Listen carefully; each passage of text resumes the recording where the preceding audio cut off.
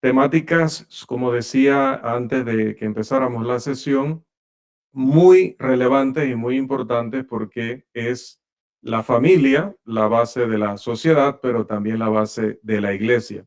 Cualquier situación relacionada con el hogar, relacionada con el matrimonio, para nosotros es sumamente importante tener las verdades claras de nuestro Dios respecto a estos temas.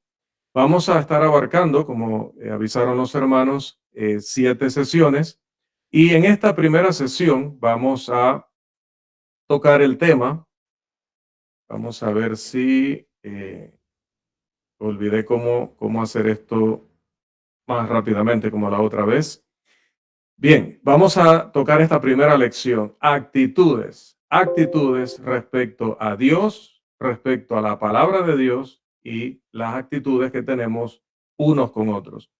¿Por qué es importante hablar de esto antes de entrar a lo que usted está esperando ansiosamente? Bueno, esperábamos que el hermano entrara a Génesis 2, 18 al 24, automáticamente a Deuteronomio 24, 1 al 4, a Mateo 19, 3 al 9, a Mateo 5, 32, 5, 28, etcétera, ¿no? Primera de Corintios 7, Romanos 7, todos estos pasajes que son claves en la doctrina del matrimonio. Pero si nosotros no tenemos la actitud correcta, nosotros estamos incapacitados para llegar a las conclusiones que puedan ayudarnos a sacar todas esas dudas o confusiones de nuestras vidas, porque se va a interponer el prejuicio, se va a interponer el orgullo, se van a interponer nuestros sentimientos, se van a interponer nuestras ideas preconcebidas, es decir, antes de recibir la enseñanza, ya yo creo que sé por dónde es la cosa y no he ido a la palabra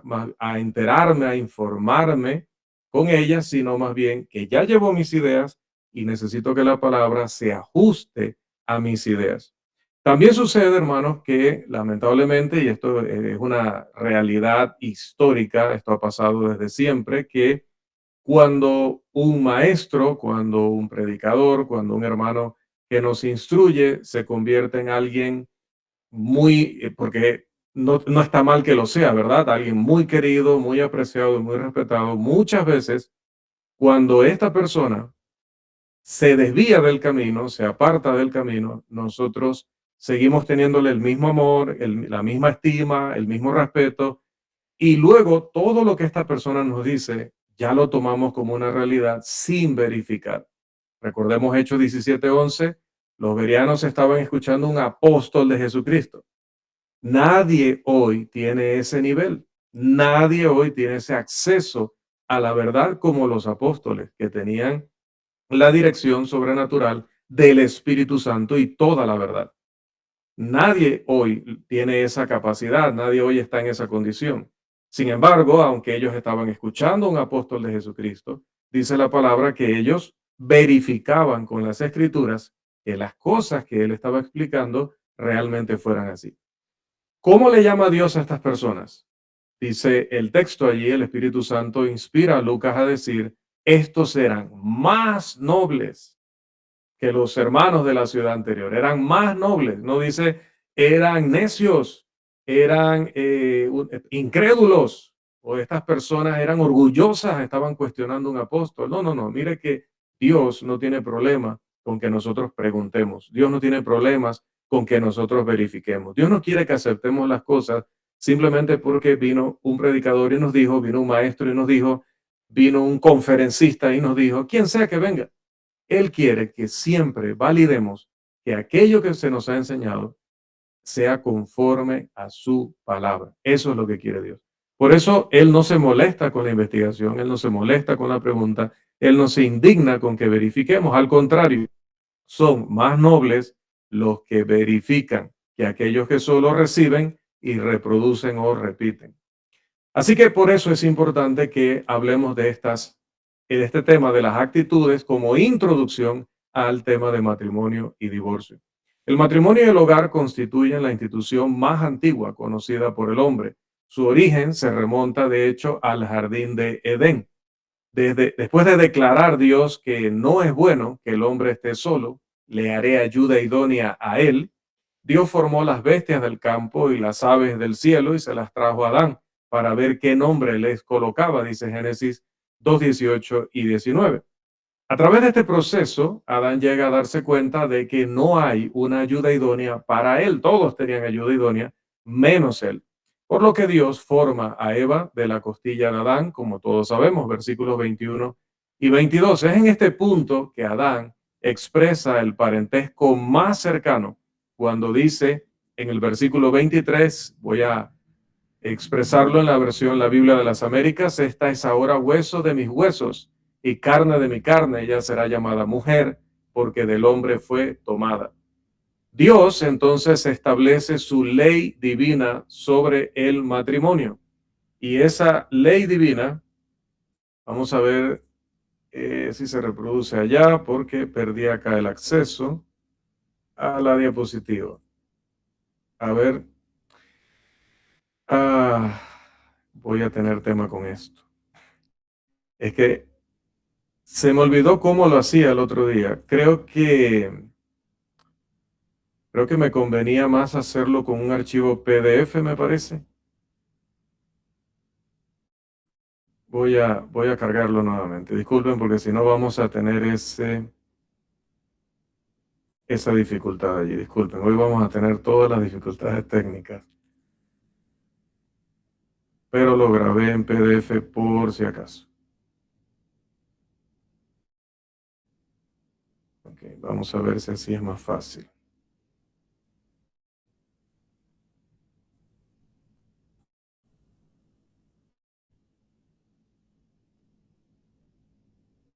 Sí, creo que así era que me iba mejor. Bien, teníamos aquí este tema, a ver. No, ya recordé que no había incluido ese texto. Ya lo tenía en pantalla ya lo tenía en pantalla en la presentación en PowerPoint, pero cambia. Decía que luego de que Dios crea a Eva y se la lleva a Adán y se forma el primer matrimonio, el primer hogar de la humanidad, Dios establece su ley divina sobre el matrimonio. Está en Génesis 2:24. Por tanto, dejará el hombre a su padre y a su madre y se unirá a su mujer, y los dos serán una sola carne. Este gran pasaje se encuentra, o en este gran pasaje, se encuentra la voluntad divina de Dios respecto al matrimonio y el hogar. La actitud de que el matrimonio es innecesario, junto con la actitud de que el matrimonio es meramente un desarrollo cultural de nuestra sociedad, que uno puede aceptar si lo desea o abandonar si así lo elige, va a contrastar marcadamente con la historia inspirada que acabamos de verificar. Esto señala el hecho de que la enseñanza bíblica sobre el matrimonio, el divorcio y el nuevo matrimonio exige nuestra seria atención, y felicito al liderazgo de la congregación de San Rafael por preocuparse de dotar a la iglesia con las herramientas bíblicas para tener las respuestas adecuadas a esta temática. Hay una gran necesidad de que la gente, toda la gente, no solamente en la iglesia del Señor, comprenda, respete, practique la enseñanza de Dios sobre el matrimonio. Estrechamente conectado con este tema y lógicamente anterior a él está la consideración fundamental de nuestra actitud en asuntos de la vida y la piedad. En muchos aspectos, la actitud de alguien hacia la verdad será el factor determinante para aceptar o rechazar la palabra de Dios. Por lo tanto, esta lección en general va a dar una cuidadosa consideración a la pregunta: ¿cuál debería ser nuestra actitud cuando estudiamos este tema? ¿Cuál debería ser nuestra actitud cuando aprendamos la verdad de Dios sobre este tema? Y de una manera más precisa se considerará esto desde tres perspectivas específicas. Primero, ¿cuál debería ser la actitud del cristiano que estudia este tema? ¿Cuál debería ser su actitud hacia Dios? Segundo, ¿cuál debería ser la actitud del cristiano hacia la palabra de Dios? Y en tercero, ¿cuál debería ser la actitud del cristiano hacia su prójimo o unos con otros?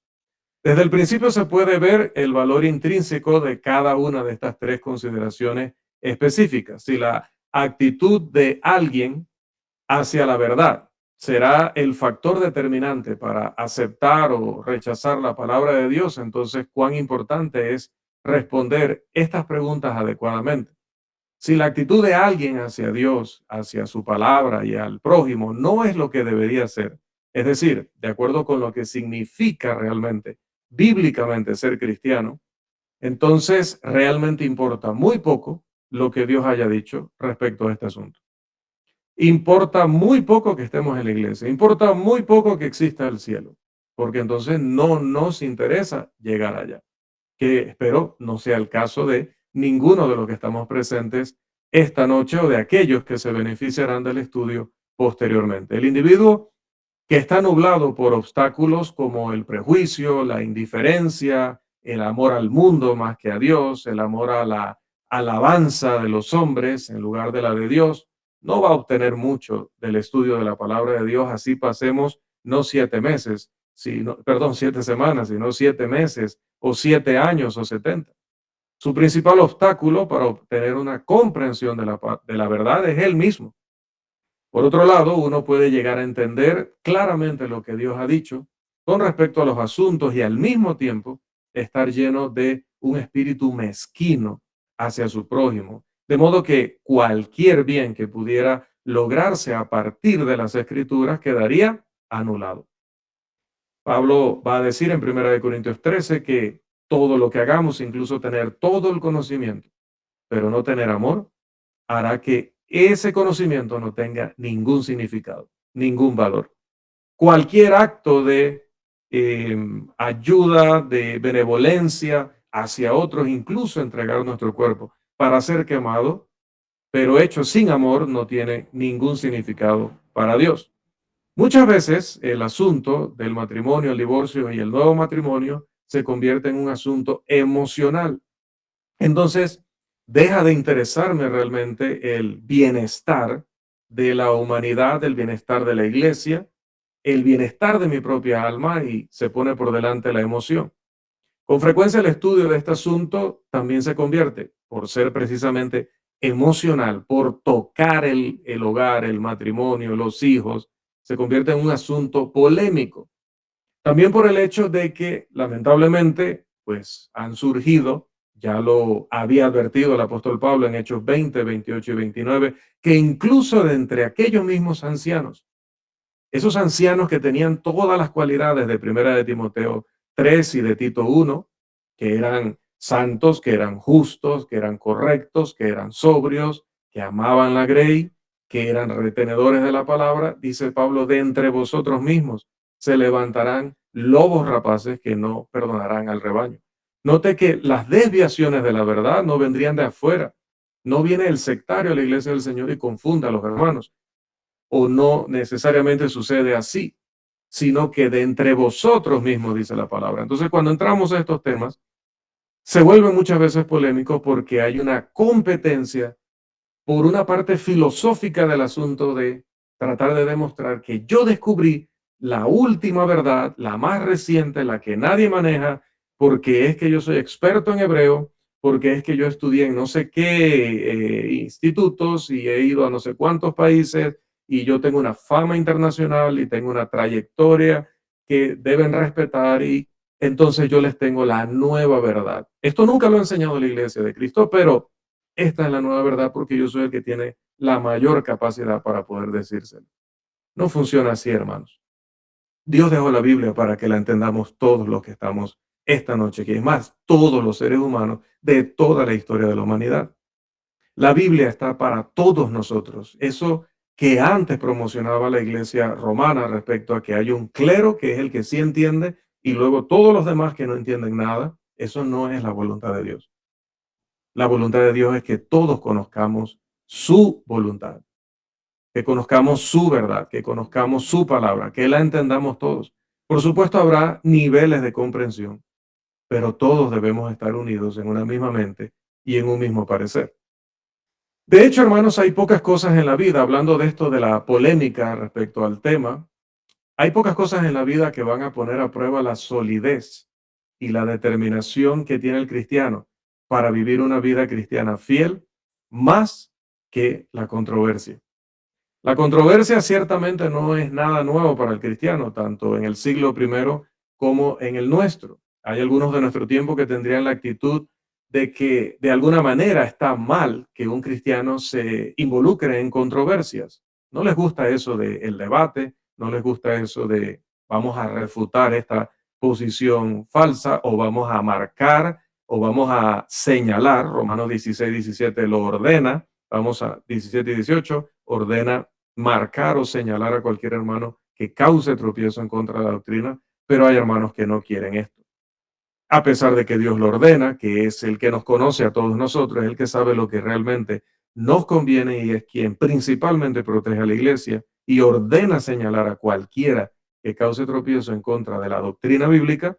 Para ellos, para este tipo de hermanos, no es digno de Cristo controversiar y por lo tanto lo ven como anticristiano participar en controversias sobre asuntos religiosos y incluye esto matrimonio, divorcio y nuevo matrimonio. Sin embargo, cuando vamos a la Biblia, cuando leemos Mateo, Marcos, Lucas, Juan, notamos que el mismo Jesús, nuestro Señor, estuvo su vida llena de controversias, al igual que la vida de sus apóstoles, y leemos Hechos capítulo, bueno, el libro de Hechos más bien. Es un hecho que de la vida que la controversia es parte del caminar cristiano. Si él está dispuesto a presentar y defender la palabra de Dios como debería, la única manera de que no haya controversia entre nosotros es que permitamos que todos enseñen lo que quieran, que todos practiquen lo que quieran y no se honre verdaderamente a Dios. Pero si vamos a defender la verdad, tiene que haber controversia con aquel que no está interesado en la verdad. Por lo tanto, se puede ver a partir de esto que un estudio sobre actitudes es un prerequisito cuando uno comienza a estudiar lo que la Biblia tiene que decir sobre el matrimonio, el divorcio y el nuevo matrimonio. Esta no es la doctrina de Rolando Rovira. Esta es la doctrina del Señor. Usted, como los verianos, verifique todo lo que estamos diciendo. Por favor, anote los versículos, revise esos versículos. También lo bueno de que quede grabado es que podamos también compartir esta enseñanza, hermanos. Siempre grabo todas mis clases, grabo todos mis sermones, porque no tengo ningún temor, y los comparto porque no tengo ningún temor de que lo que estamos compartiendo es únicamente lo que enseña la Biblia. Entonces, vamos a mirar este tema, vamos a examinar este tema con una actitud correcta, en primer lugar, hacia Dios. Así que vamos allá, actitudes que deberíamos poseer hacia Dios. Nuestra actitud debe ser de amor a Dios y a su voluntad, que es su palabra, de lo cual hablaremos con más detalle en el segundo punto. No, para nuestras vidas, su voluntad debe valer más que cualquier otra cosa y que cualquier otra persona. Nuestra actitud debe ser de amor a Dios y a su voluntad para nuestras vidas más que a cualquier otra cosa o persona. Usted no estará preparado para esta clase, no estará preparado para este estudio si usted tiene a su esposo por encima de Dios y de su voluntad. Usted no está preparado o preparada para este estudio si usted tiene a sus hijos por encima de Dios y de su voluntad. Si alguien cree que vale más la felicidad de su hijo que la satisfacción de Dios, no está preparado para este estudio y de hecho no está preparado para ser cristiano. Se equivocó de religión. No es de extrañar que incluso al principio hubo quienes rechazaron a Dios o a su palabra o a ambos. La historia del Antiguo Testamento, junto con su pueblo, es una historia llena de la amonestación de Dios para que el hombre se vuelva a Él y lo ame supremamente, es decir, por encima de todas las demás personas, incluso de sí mismo. Dios le decía continuamente a su pueblo: amarás al Señor tu Dios con todo tu corazón y con toda tu alma y con toda tu fuerza. Deuteronomio 6:5. Está claro que Dios exige, demanda y espera devoción y amor sin reservas. No podemos decir, no, esta parte de mi corazón, no, esta parte de mi corazón es para mi esposo, mi esposa, mis hijos, para mi sobrino, mi nieto. Dios quiere todo nuestro corazón. Dios quiere toda nuestra alma. Dios quiere todas nuestras fuerzas. Entonces, nótese que el pasaje comienza o encomienda al pueblo de Dios no simplemente que diga que sigue a Dios y que es el pueblo de Dios, sino más bien un amor a Dios que involucra todas nuestras fuerzas, es decir, con la totalidad de nuestras energías, física, mental y emocionalmente. De hecho, los versículos 6 y 7 enseñan que uno no puede simplemente expresar un amor verdadero a Dios sin que eso se manifieste en una alta estima por su palabra.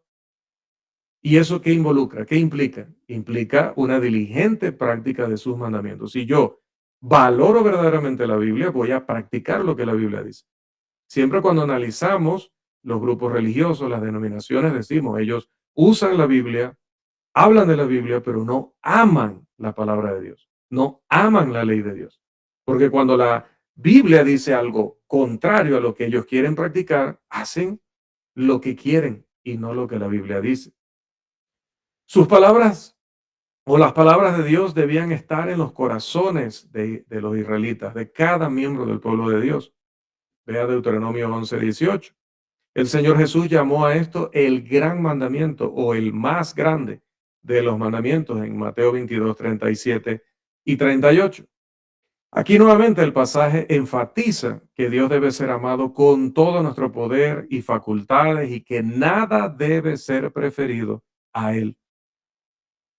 Hermanos, probablemente yo no los puedo escuchar, pero allá donde estamos, yo estoy suponiendo, porque son todos hermanos fieles, que usted no está ni mirando el mundial, ni están conversando entre ustedes, ni están cocinando, ni haciendo alguna otra cosa que no sea reverentemente escuchar la palabra de Dios.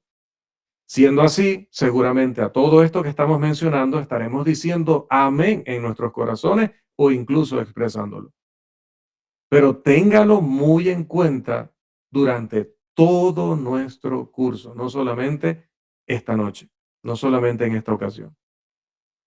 Dios debe ser amado con todo nuestro poder, nuestra fuerza, nuestras facultades, y nada debe ser preferido a Él. El hombre debe tener un amor tierno y afectuoso por Dios, como enseña el salmista en el Salmo 18, verso 1. Así como el animal salvaje necesita su agua, así el hombre, ¿no cantamos eso? Así el alma del hombre debe dedicarse a Dios, Salmo 42, verso 1, como el siervo con sed busca el río. Dios será nuestro deleite supremo en el cielo, por lo tanto, Él y su voluntad debe ser nuestro deseo aquí en la tierra. Desde ya, Salmo 73, verso 25. No hay nadie ni nada en lo que podamos confiar de manera verdadera y duradera aparte de Dios, porque el mundo material y todo lo que tiene para ofrecer no pueden jamás reemplazarlo a Él. Algunos hermanos han ido al mundo porque creen que allá pueden reemplazar a Dios, hacerse su propio Dios con sus propias reglas, pero no es el mundo un reemplazo genuino de Dios. El afecto de mi corazón debe centrarse en Él. Dice la palabra, anhela mi alma y aún ardientemente desea los atrios de Jehová. Salmo 84, verso 2. Los cristianos deben amar a Dios, dice Primera de Juan 4:19, porque Él los amó primero. Nótese la enseñanza de Cristo sobre cuál debería ser nuestra actitud hacia Dios.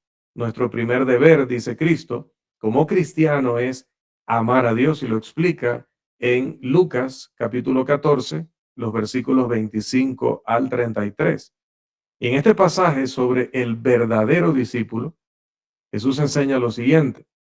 Es más extenso, pero tomé esta parte en particular. Y por favor, como a veces digo acá en la congregación, ahora les digo a ustedes, si usted puede tomar una captura, tomar una foto de este pasaje y luego imprimirlo y luego colocarlo en una parte visible. Sobre todo cuando estemos estudiando este tema, usted con el pasaje impreso allí frente a usted. Dice, vamos a permitir que algún hermano o hermana nos haga la lectura, por favor.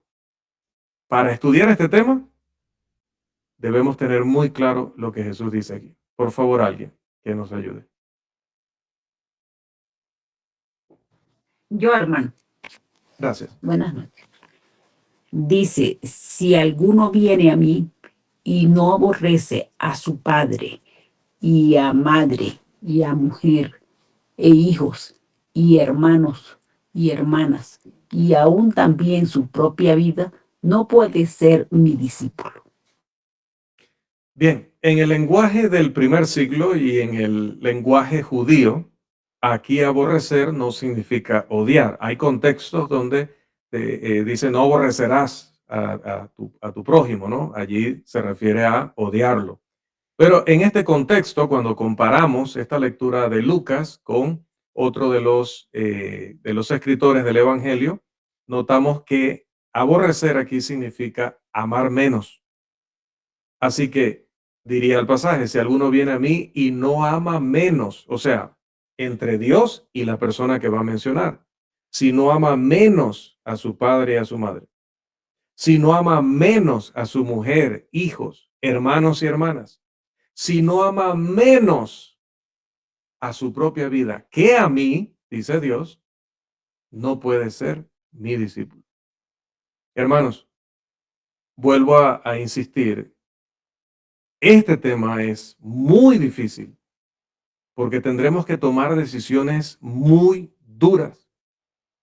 Probablemente algunos de nosotros, ojalá que no sea así el caso en San Rafael, pero hablando de la hermandad en general, algunos de nosotros viviremos un castigo terrible por habernos equivocado en las decisiones que tomamos respecto a este tema.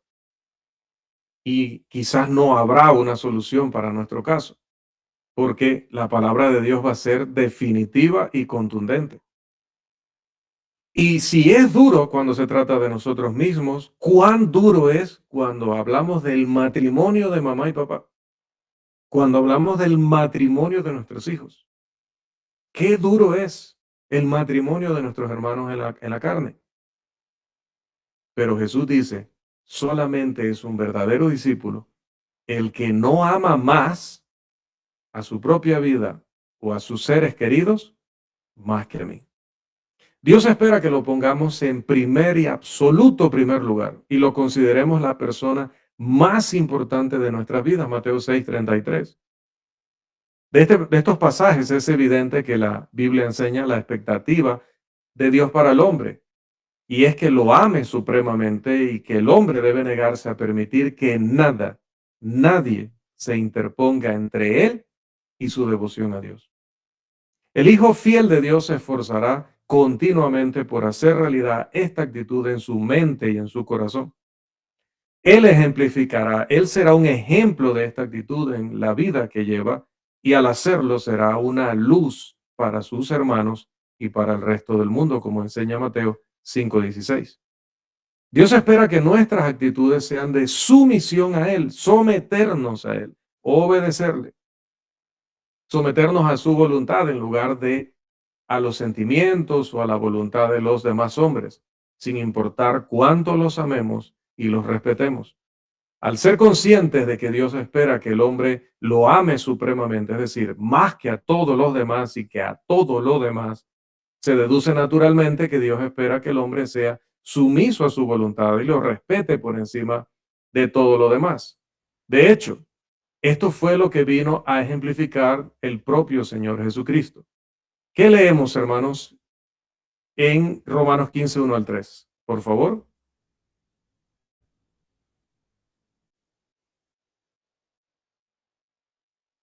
Estén atentos porque ya empiezan a participar en la lectura, así que por favor ayúdennos allí para hacerlo un poco más interactivo.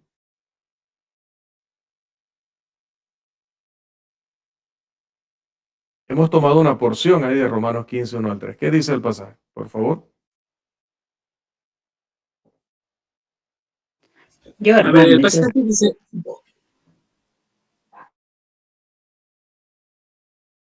hermana Judy o yo. Adelante, hermano, adelante. Buenas noches, hermanos. Dice así, porque ni aun Cristo se agradó a sí mismo, antes bien, como está escrito, los vituperios de los que te vituperan cayeron sobre mí. Bien, Ahí vituperios se refiere a las ofensas que el hombre a veces profiere contra Dios.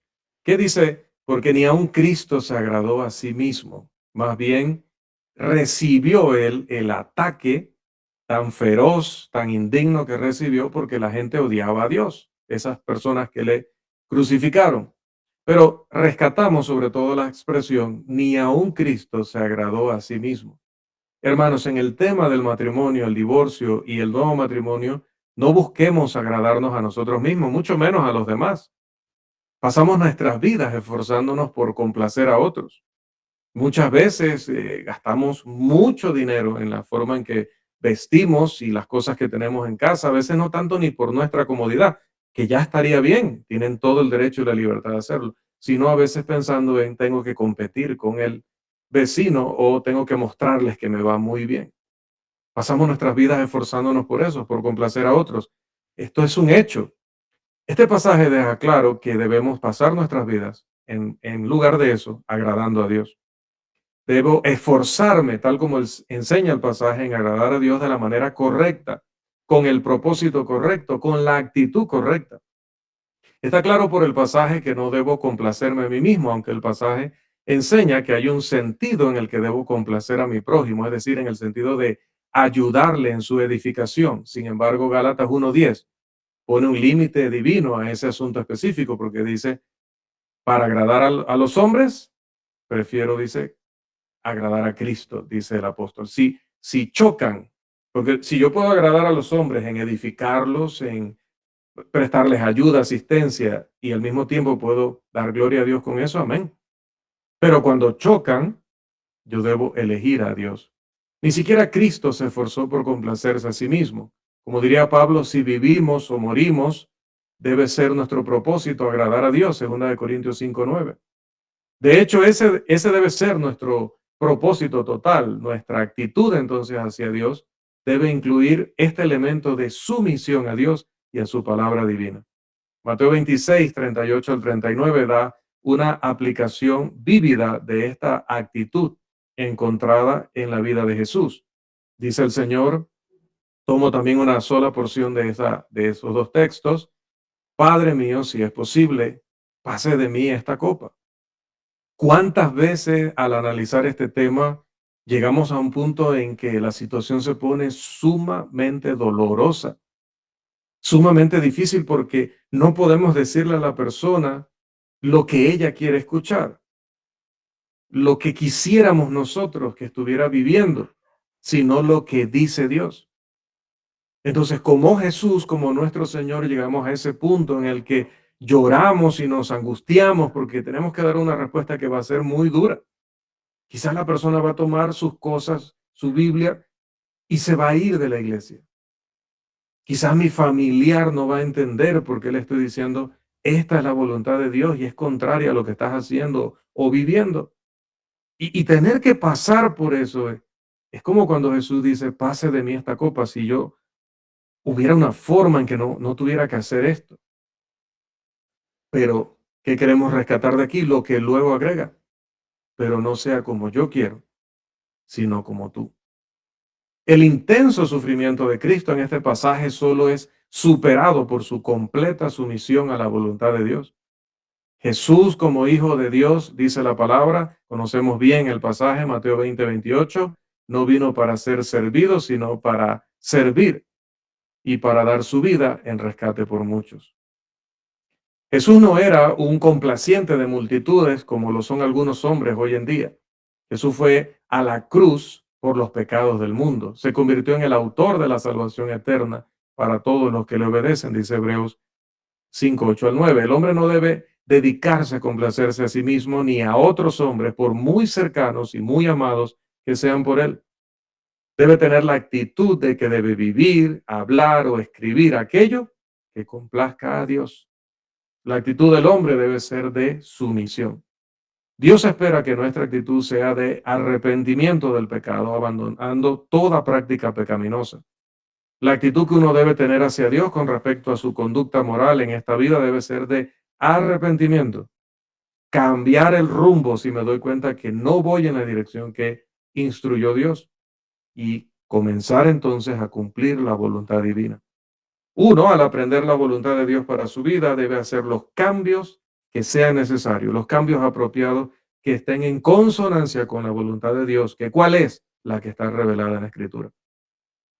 Muchas veces decimos, no sé cuál es la voluntad de Dios en esto. Bueno, sobre matrimonio, divorcio y nuevas nupcias, no hay duda sobre eso. Está revelado todo lo que Dios quiere que sepamos. Jesús, al principio mismo de su ministerio, predicó el tema arrepentíos, Marcos 1:15. Cuando envió a los 12 apóstoles, ellos también, dice, saliendo, predicaban que los hombres se arrepintiesen, Marcos 6:12. No ha mandado Jesús a que digamos, quédate en la condición que estás, no te estreses, no te vamos a poner una carga o un dolor demasiado grande de sobrellevar, quédate así. No. Cuando uno se arrepiente, uno tiene que cambiar la manera de pensar, por lo tanto, la manera de opinar, por lo tanto, la manera de actuar. Cambia su actitud. En otras palabras, cuando el hombre se arrepiente, abandona su pecado y luego hace cosas diferentes a lo que estaba haciendo. A eso le llamó Juan el Bautista dar frutos dignos de arrepentimiento. La necesidad de esto se ve claramente en las páginas de las Escrituras. La razón de la muerte de Cristo en la cruz, dice Lucas 24:47, era para que en su nombre se predicase el arrepentimiento. Al principio, cuando el Evangelio fue predicado por primera vez, fue un mensaje de arrepentíos, sí, bautícese cada uno de vosotros, dice Hechos 2:38. Este mensaje nunca ha cambiado, hermanos. Dios requiere ambas cosas, ya que la una sin la otra no va a lograr nada. Hay que creer, sí, hay que bautizarse, sí, pero también hay que arrepentirse. Arrepentimiento es cambio de mente que hace que cambiemos nuestras acciones. El hombre debe poseer esta actitud de arrepentimiento o cumplimiento de la voluntad de Dios para ser agradable a Él. En resumen, nuestra actitud hacia Dios debe ser de amor y devoción hacia Él. Amar a Dios por encima de todas las personas y de todas las cosas. Y otra vez, si usted está diciendo amén en su corazón o lo está expresando, dígalo durante todas las sesiones mientras estemos enseñando la palabra de Dios. Amar a Dios supremamente y adquirir una actitud sumisa a Él y a su palabra en oposición a una actitud rebelde debería ser el objetivo de toda vida cristiana presente esta noche aquí. Esto naturalmente lo llevará a uno a mostrar una fe obediente, como dice Santiago 2:24, una fe viva.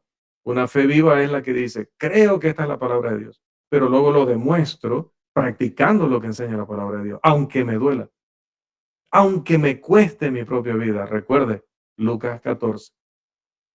Debe aborrecer aún su propia vida o amar menos su propia vida.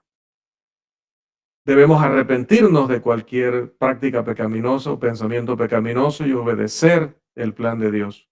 Esta actitud que Dios desea de su pueblo está bien expresada en la pregunta de los profetas del Antiguo Testamento. Miqueas, por ejemplo, en el capítulo 6, versículo 6, dice, ¿con qué me presentaré ante Dios? Vamos a ver, bueno, es que aquí no está actualizado el material, disculpen con los textos. Dice Miqueas 6:6, ¿con qué me presentaré ante Jehová y adoraré al Dios Altísimo? ¿Me presentaré ante él con holocaustos, con becerros de un año? En efecto, la pregunta planteada por Miqueas es, ¿cómo puede uno agradar a Dios? Y la respuesta de Miqueas es un pasaje que yo creo que conocemos o lo hemos escuchado en muchas ocasiones. Miqueas 6:8, oh hombre, él te ha declarado lo que es bueno. ¿Y qué pide Jehová de ti? Solamente hacer justicia y amar misericordia y humillarte delante de Dios. Hermanos, hacer justicia es apegarse a la palabra, apegarse a la ley, hacer lo que la ley me permite y no hacer lo que la ley me prohíbe. Siempre debo preguntarme, ¿esto que estoy haciendo lo ha autorizado la ley de Dios? Por eso nosotros no usamos instrumentos musicales, porque la ley de Dios no lo ha autorizado. No tiene que prohibirlo, solo con que no lo haya autorizado, me impide hacerlo. ¿Qué está autorizado? Cantar. Como esa acción de cantar no involucra instrumentos musicales, entonces no están permitidos. Dios ha sido específico. Hacer justicia es hacer simplemente lo que dice la palabra de Dios. Con respecto a la actitud de una persona hacia Dios, el hombre debe amar a Dios, reconociendo quién y qué es, Debe vivir sumisamente a Él y su voluntad, lo que debe resultar en un cambio en su vida. En segundo lugar, ¿cuáles son las actitudes nuestras o cuál debería ser nuestra actitud hacia la palabra de Dios? ¿Cuál es mi actitud hacia la palabra de Dios? Esta es verdaderamente una de las preguntas más importantes que un hombre podría hacerse. Si un hombre ve la Biblia como un mero libro entre otros libros de igual valor, entonces no tendrá la palabra de Dios en la estima que debería. Y por lo tanto, ella no va a tener la influencia sobre su vida como Dios pretendía que la tuviera. Mientras que por otro lado, si un hermano, una persona atesora la Biblia como lo que es en verdad, la palabra de Dios divinamente inspirada, entonces naturalmente esa palabra tendrá el poder transformador sobre él y su vida como Dios quería que lo tuviera. Uno debe poseer la actitud de que la Biblia es la revelación perfecta de la voluntad de Dios para el hombre. No hay mejor plan. Hay cosas que nosotros, hermanos, no vamos a poder entender. Hay cosas que nosotros podemos tener la idea de que de otra forma y por otro camino sería mejor. Pero la Biblia es una revelación perfecta. Dios estaba tanto dispuesto como capacitado para revelar su voluntad perfecta al hombre. Tenemos pasajes que así lo recalcan, 2 de Pedro 1:21, porque nunca la profecía fue traída por voluntad humana, sino que los santos hombres de Dios hablaron siendo inspirados por el Espíritu Santo. Tenemos también otro pasaje muy conocido, y este pasaje es Hebreos 1 y 2. Dios, habiendo hablado muchas veces y de muchas maneras en otro tiempo a los padres por los profetas, en estos postreros días nos ha hablado por el Hijo, a quien constituyó heredero de todo y por quien asimismo hizo el universo. La Biblia enseña claramente que Dios le ha dado al hombre una revelación de su voluntad y que la Biblia es esa revelación. Incluso va más allá al decir que es una revelación perfecta, completa, no le falta nada. La Biblia es perfecta hasta el punto en que uno simplemente no puede mejorar lo que Dios ha revelado a través de su Hijo. Más bien dice el apóstol Pedro, estoy leyendo ahora yo por el tema de que el tiempo ya nos está asomando. Dice, como todas las cosas que pertenecen a la vida y a la piedad, nos han sido dadas por su divino poder mediante el conocimiento de aquel que nos llamó por su gloria y excelencia. Tenemos, por lo tanto, en las Escrituras todo lo que alguien necesita saber y entender con respecto a la vida cristiana a través del nuevo nacimiento, ese del que habla Romanos 12 o Juan 3:3 al 5. Que la Biblia enseñe cómo lo hace, que uno tiene todas las cosas en ella que pertenecen a la vida y a la piedad, es enseñar que uno tiene en la Biblia una revelación perfecta de lo que se necesita para vivir adecuadamente aquí y ahora. No necesito libros de autoayuda, no necesito filosofías orientales, no necesito motivadores como Miguel Ángel Cornejo, no los necesito. Todas las cosas que pertenecen a la vida y a la piedad las encuentro en la palabra de Dios y las sé leer y las sé estudiar adecuadamente. Porque incluso ella me va a preparar para lo que ninguno de ellos me puede preparar, que es la vida más allá de la tumba. Por favor, nótese que el pasaje enseña que esto se obtiene a través de el conocimiento, dice, en Cristo. Es decir, la forma de vida y piedad se aprende y se entiende a través del conocimiento de la palabra de Dios, la Biblia. La Biblia es el medio que Dios ha elegido para revelar al hombre lo que espera de él. Así que uno puede leer de parte del apóstol Pablo toda la escritura. Es inspirada por Dios y útil para enseñar, para redarguir, para corregir, para instruir en justicia, a fin de que el hombre de Dios sea perfecto, perfecto, enteramente preparado para toda buena obra. Triple, total. Perfecto, que es completo. Enteramente, que es lo mismo que completo, preparado para toda buena obra, que otra vez es lo mismo que completo o total. ¿Qué más necesitamos aparte de la palabra de Dios? Por lo tanto, las Escrituras son el resultado de la obra milagrosa de Dios, el Espíritu Santo, sobre las mentes de ciertos hombres elegidos para que lo que escribieran fuera sola y únicamente la palabra de Dios. En consecuencia, la Biblia es la revelación de Dios, de quién es Él, de cómo Él nos ve, de Él que fue el autor del matrimonio, qué considera que es lo mejor para el matrimonio y para el hogar.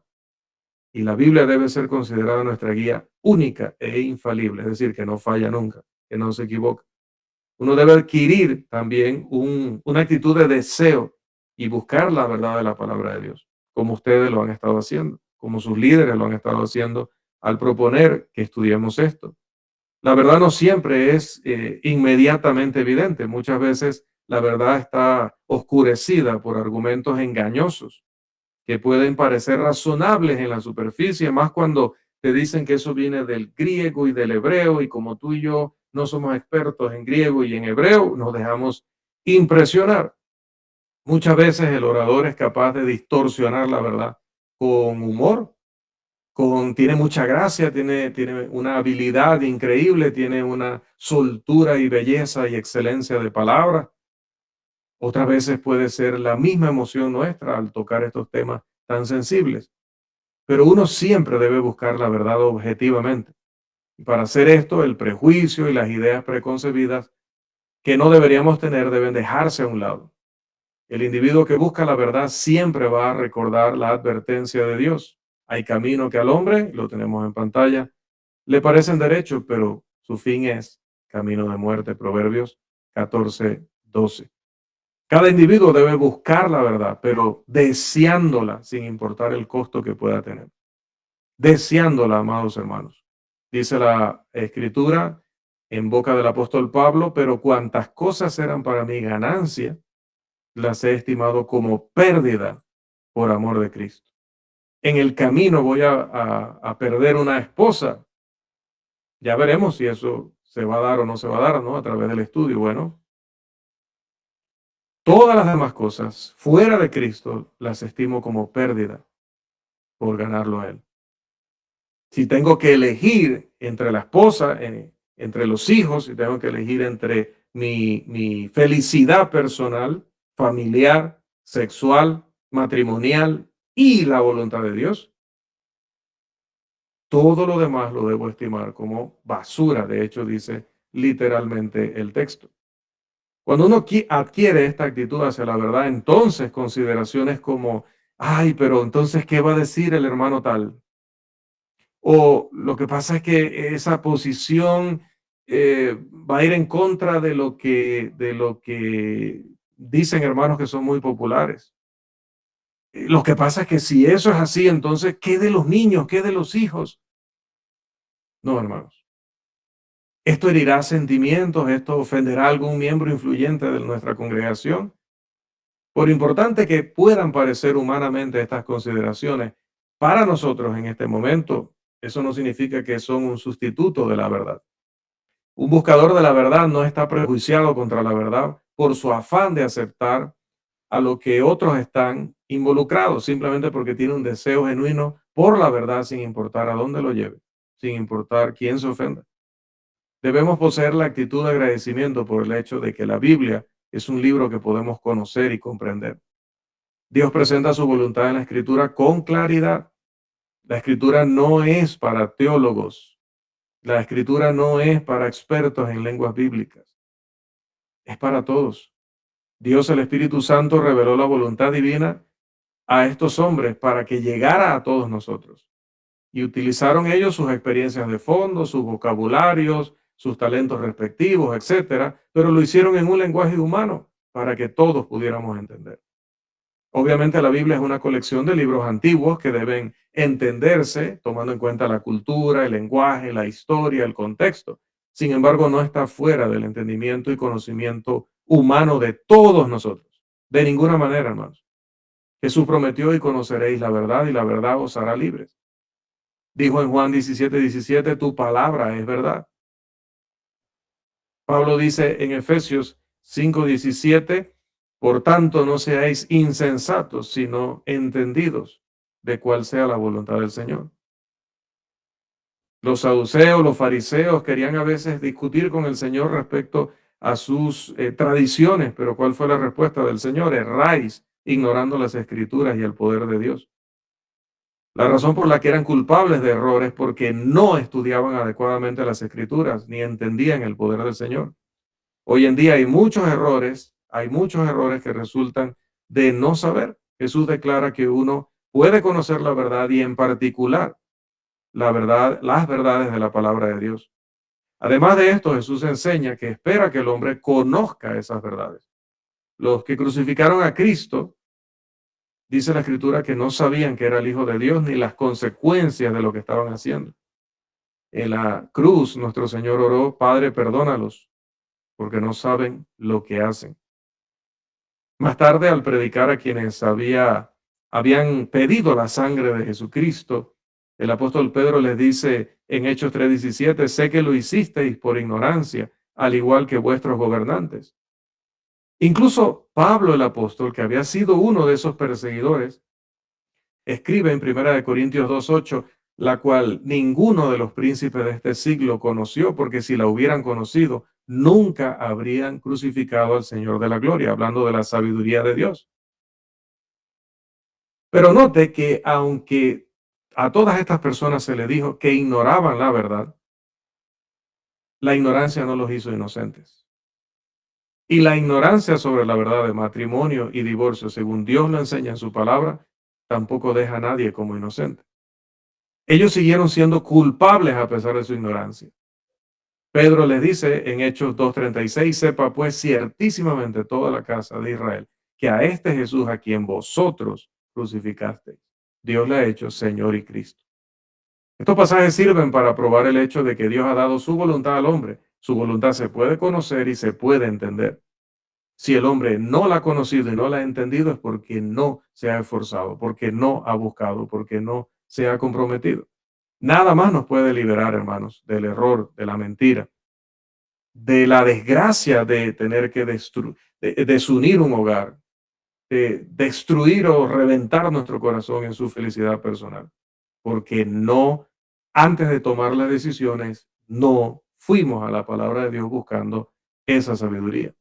Por eso el Señor va a decir, y conocemos bien el pasaje, que procuremos con diligencia presentarnos a Dios como obreros aprobados, que no tienen de qué avergonzarse, que usan bien la palabra de verdad, o como dice Pedro, que debemos desear como niños recién nacidos la leche espiritual, no la leche de la palabra, ¿verdad? La leche espiritual no adulterada. Entonces, a la luz de esto, es simplemente falso decir que alguien no podía saber. Sí podía saber. Y hoy día, hermanos, toda persona tiene una Biblia en casa. Si no la tiene físicamente, tiene un teléfono, tiene una computadora, tiene acceso. Y las personas que no tienen acceso a estas cosas pueden trasladarse al pueblo, pueden trasladarse a la ciudad y entrar en contacto con la palabra de Dios. No hay excusas realmente. Y finalmente, hermanos, voy a tratar de ser muy rápido aquí porque sé que el tiempo ya ha vencido. Actitudes que deberíamos tener los unos con los otros. Debemos poseer la actitud del amor, como mencionábamos al principio. Y esto por todos los hombres, incluidos aquellos que enseñan error sobre matrimonio y divorcio. Si no hacemos esta enseñanza con amor, entonces tiene mucho menos significado y va a tener menos fruto. Si vamos solamente con el deseo de querer competir con otro para ver quién sabe más, para ver quién tiene más discípulos, o para simplemente formar una pelea por la diversión y la adrenalina de tener una pelea. No, hermanos. Debemos ver este tema con temor y temblor, como todo lo que viene sagrado de parte de Dios, y con amor por aquellos que pueden estar equivocados, tanto en lo que enseñan como aquellos que se pudieron haber equivocado en sus decisiones.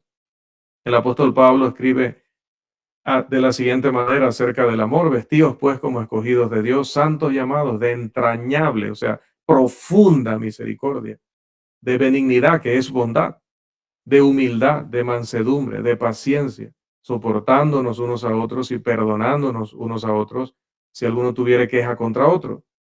De la manera que Cristo os perdonó, así también hacedlo vosotros, y sobre todas estas cosas, vestidos de amor, que es el vínculo perfecto. Note que en cada uno de estos puntos específicos mencionados en el pasaje, los asuntos se dirigen a la iglesia. Cuando Pablo menciona virtudes como un corazón compasivo, bondad, etcétera, se refiere a las virtudes y actitudes mismas de Jesucristo, haciendo de la verdadera semejanza de Cristo el objetivo de cada cristiano.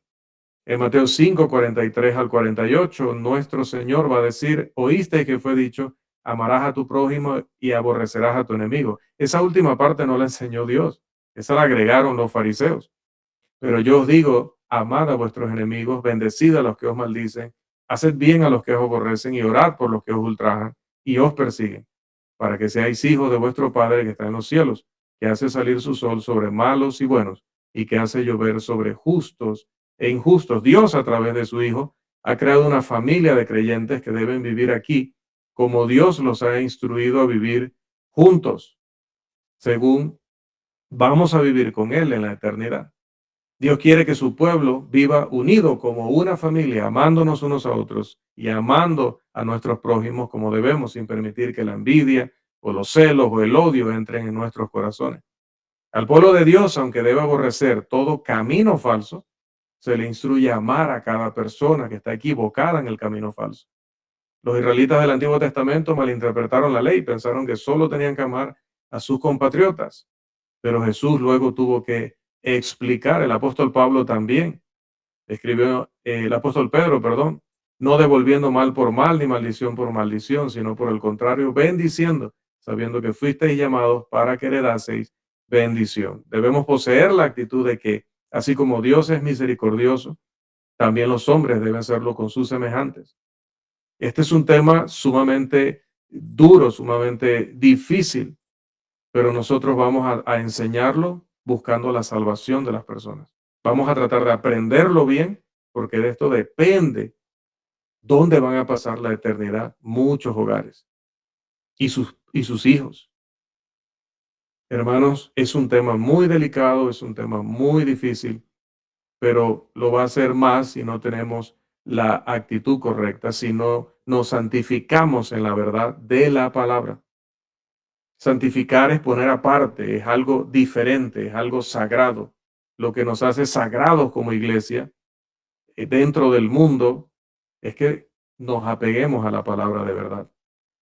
Por eso, hermanos, este tema es sumamente importante. El proverbista dijo en Proverbios 23:23, compra la verdad y no la vendas, la sabiduría, la enseñanza y la inteligencia. Que nuestro Dios Todopoderoso, a través de su palabra, nos supla de esa sabiduría, de esa enseñanza, de esa inteligencia, que obtengamos esta verdad y no la vendamos. Es decir, no vamos a recibirla y a desecharla porque nos lastima, porque lastima a un ser querido. No, vamos a recibirla como la palabra de Dios y vamos a ser valientes y vamos a ser fuertes y vamos a ser comprometidos. Vamos a demostrar que amamos a Dios con todo nuestro corazón, con todas nuestras fuerzas. Pero al mismo tiempo, aunque vamos a defender la verdad y vamos a ser firmes en la verdad, pues también debemos recordar Proverbios 3:3.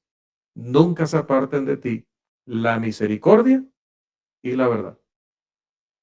Vamos a tratar de que estas personas comprendan la verdad de Dios. Vamos a tratar de entenderla para nuestras propias vidas, pero siempre con misericordia, entendiendo que el Señor es el camino, la verdad y la vida. En resumen, puesto que Dios es el autor del matrimonio y el hogar, es razonable creer que Él regularía esta relación, pondría las reglas de esta relación. Uno encuentra en el estudio de la palabra de Dios que de hecho Él regula esta importante parte de nuestras vidas. Está Mateo 5:31 al 32, Mateo 19:3 al 9, Romanos 7:1 al 4, Primera de Corintios capítulo 7, Hebreos 13:4. Y esta lección ha estado involucrada en discutir el tema de las actitudes y ha planteado en algunos detalles, respondiendo la pregunta, ¿cuál debería ser nuestra actitud? Esperando, amados hermanos, que realmente haya sido de nuestra edificación. Hasta aquí nuestra primera lección, nuestras actitudes hacia Dios, su palabra y unos con otros. Que el Señor les continúe bendiciendo grandemente.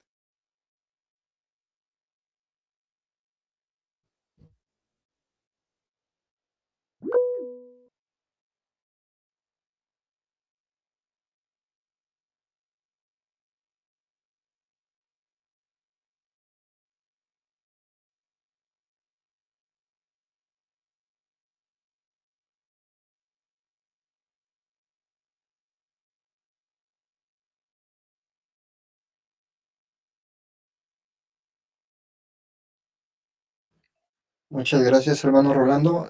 Hermano, ¿alguien tiene alguna pregunta para nuestro hermano Rolando? ¿Alguien que desee preguntarle algo sobre esto que vimos el día de hoy.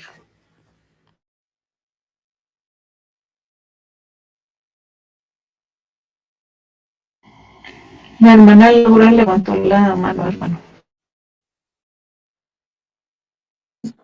Hermanos, buenas noches, hermano Rolando. Disculpe, yo quería preguntarle, tengo la duda de cuál versículo tenemos que imprimir. ¿Es Lucas 14, 25 al 33?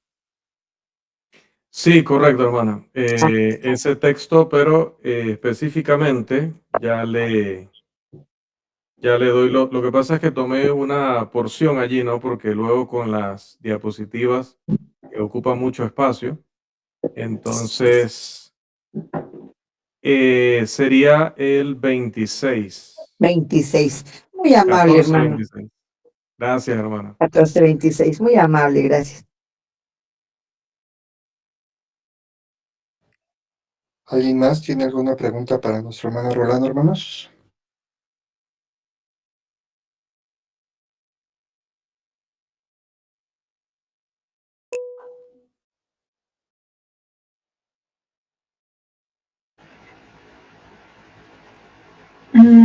Yo, hermano, más que nada, pues, pues pregunta, comentario en el aspecto de que pues nos dice así como muy enfatizó demasiado lo de que iba a ser un tema muy difícil, este, y que pues teníamos que estar preparados, ¿no?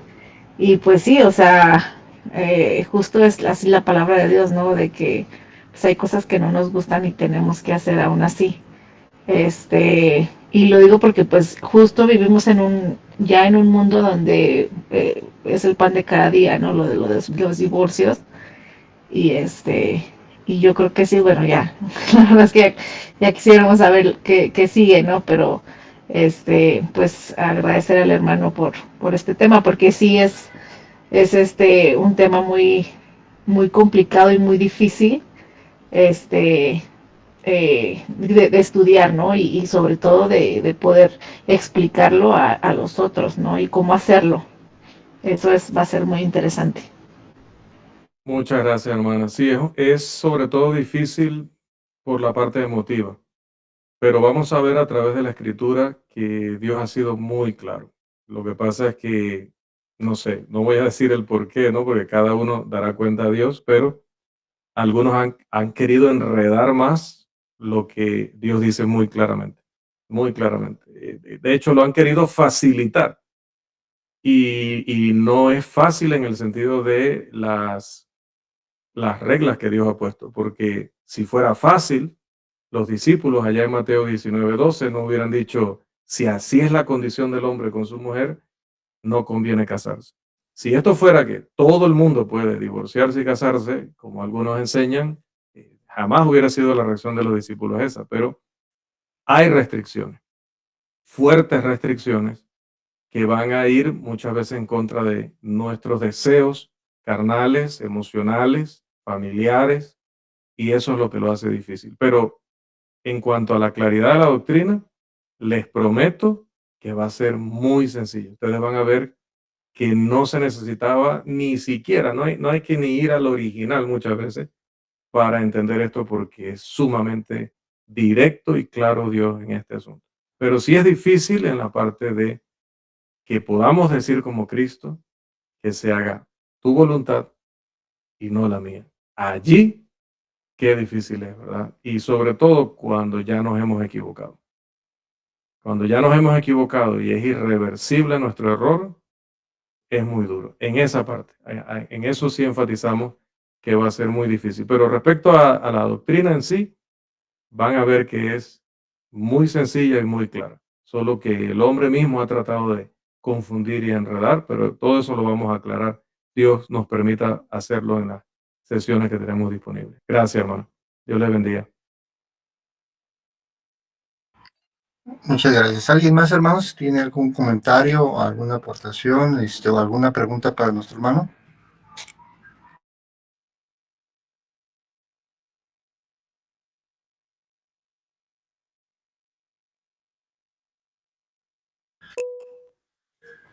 Miren, hermanos, este tema, pero adelante, hermano Raquel, adelante. Gracias, hermano. Solamente es como mi comentario a lo que refirió el hermano Rolando sobre, no sé si es correcto como lo entendí, que si no está escrito, no está autorizado. Que la Biblia es muy textual en lo que dice su voluntad y que nosotros no tenemos que sobreinterpretar un mandamiento como algo que podemos entender como que sí puede estar autorizado, aunque en la Biblia no esté claro. O sea, sí, no sé si es lo que entendí. Sí, gracias, hermana, por la pregunta. O sea, más que todo es cuando Dios especifica algo, nosotros no podemos ir más allá de esa especificación. Cuando Dios no ha especificado, entonces sí tenemos libertad. Y voy a poner dos ejemplos muy, muy claros, ¿verdad? Por ejemplo, está 1 Corintios 16. ¿Cuándo debe ofrendar el cristiano? ¿Qué dice directa y específicamente el Señor? Cada primer día de la semana. Incluso en el original todavía lo dice más enfático. Cada primer día de cada semana. Como para que no hubiera error de que es cada domingo. Bien, como él lo especificó, cada domingo no puedo ofrendar un día que no sea domingo, ya está especificado. Entonces, cuando él ya autorizó domingo, yo no puedo, no, pero el Señor me da todos los días. A veces tenemos ese pensamiento, es muy bonito, ¿no? Humanamente, pero Dios no quiere ofrenda todos los días. Él especificó domingo, por lo tanto no está autorizado nada que no esté dentro de lo especificado. Pero luego hay mandamientos que no son específicos. Por ejemplo, Dios dice, id por todo el mundo y predicad el evangelio. Bien, ¿a qué país debemos ir primero? No dice. ¿En qué transporte debemos ir? No lo dice. ¿Debemos llevar traductor o debemos aprender el idioma? No lo dice. ¿Debemos ir a todo el mundo a pie o, perdón, personalmente o podemos ir a través de, por ejemplo, estos medios? Uno hoy día sube un video y llega a millones de personas. Entonces, cuando Dios ha especificado, voy a matizar o aclarar más lo que dije para evitar confusiones, ¿verdad? Cuando Dios ha especificado algo, ya yo no puedo hacer algo que no esté incluido en eso específico.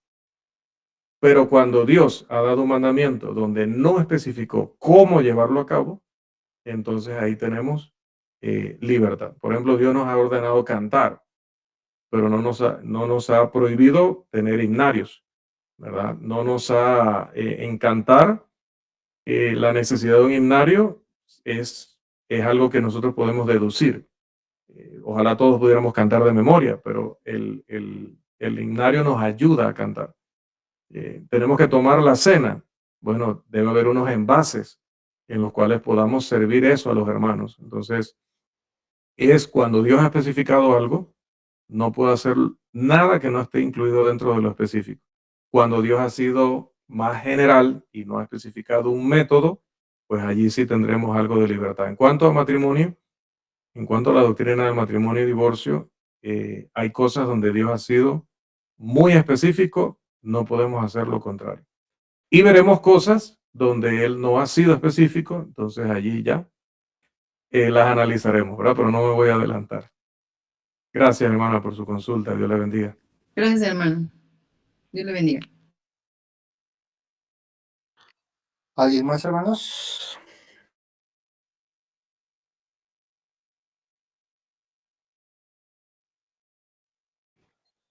Nuestro hermano Rolando empezó este tema con las actitudes, hermanos, como bien lo enseñó, y sobre todo la palabra de Dios nos dice que si nosotros no tenemos esas actitudes o esa humildad, esa sumisión ante la palabra de Dios, hermanos, difícilmente vamos a poder comprender lo que más adelante se nos va a enseñar.